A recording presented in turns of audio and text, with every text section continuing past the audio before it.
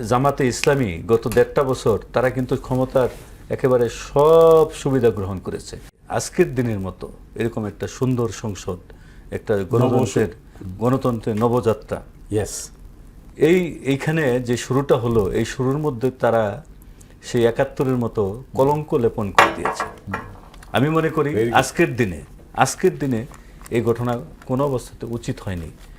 আমি আরও মনে করি যারা আজকে এই ঘটনা ঘটিয়েছেন রাষ্ট্রপতির ভাষণের সময় এবং যে প্ল্যাকার্ড এবং যে ভাষায় প্রতিবাদ করেছেন, আমি খুব কাছ থেকে ভাষাগুলো শুনেছি, এবং তারা যে আসলে সত্যিকার অর্থে সংসদীয় রীতিনীতি বা গণতান্ত্রিক চর্চায় অভ্যস্ত নয়, আজকে সেটা প্রমাণিত হয়েছে।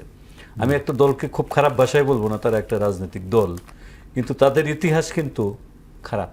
তারা সব সময় দেশবিরোধী একটা শক্তি, তারা কখনোই দেশের পক্ষে ছিলেন না। এই যে নির্বাচন, ডক্টর ইউনূস সাহেব আজকে উপস্থিত ছিলেন, এই যে নির্বাচনটা হয়েছে, এই নির্বাচনটা হবে কি হবে না, আমি আপনার এখানে অনেকবার বলছি, অবশ্যই নির্বাচন হবে, অবশ্যই নির্বাচন হবে। এই নির্বাচনটা না হওয়ার জন্য যে শক্তিটা কাজ করেছে, আজকেও তারা সেই শক্তিটাই এদের বিরোধিতা করতেছে, এই সংসদের বিরোধিতা করতেছে। দোষটা কোথায়? রাষ্ট্রপতির এখানে কি শপথ দেন না? এই নাহিদ ইসলামকে রাষ্ট্রপতির হাত থেকে শপথ দেন নাই? গভর্নমেন্ট ছিল না, এই রাষ্ট্রপতির অধীনে কি সরকারে ছিলেন না?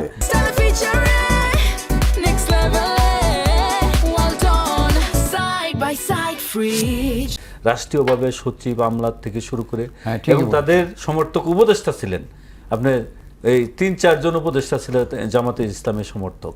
তারা কিন্তু এই সংসদে এই রাষ্ট্রপতি বা এই সরকার, গত সরকার আজকে তাদের হঠাৎ এই ধরনের, আজকে দেখেন, আমি বলি আপনারে, আজকে শোক প্রস্তাব উপস্থাপন করা হয়েছে। শোক প্রস্তাবের সময় যখন আপনার সালাউদ্দিন কাদের চৌধুরীর নাম প্রস্তাব করলো, তারেক রহমান সাহেব চিফ হুইপকে ডেকে সাথে সাথে, আপনি উপস্থিত ছিলেন, বলছে যে জামাতের যেসব নেতারা ছিলেন, মতিউর রহমান নিজামী সহ, যারা এই ৭১-এর মানবতা বিরোধী অপরাধে ওই সময় শেখ হাসিনার একতরফা মামলায় দণ্ডপ্রাপ্ত বা ফাঁসি কার্যকর হয়েছে, তাদের বিষয়ে যেন শোক প্রস্তাব আনেন। কতটুকু উদারতা প্রধানমন্ত্রী দেখিয়েছেন। তাদের সেই উদারতা আপনি দেখেন, প্রতিটি ক্ষেত্রে প্রধানমন্ত্রী শপথ নেওয়ার আগে বিরোধী দলের যে নেতা, তার বাসায় গেছেন এবং এই নাহিদ ইসলামের বাসায় গেছেন, সবার সাথে, মানে সবাইকে নিয়ে একত্রে একটা দেশ গড়ার জন্য চেষ্টা করছেন।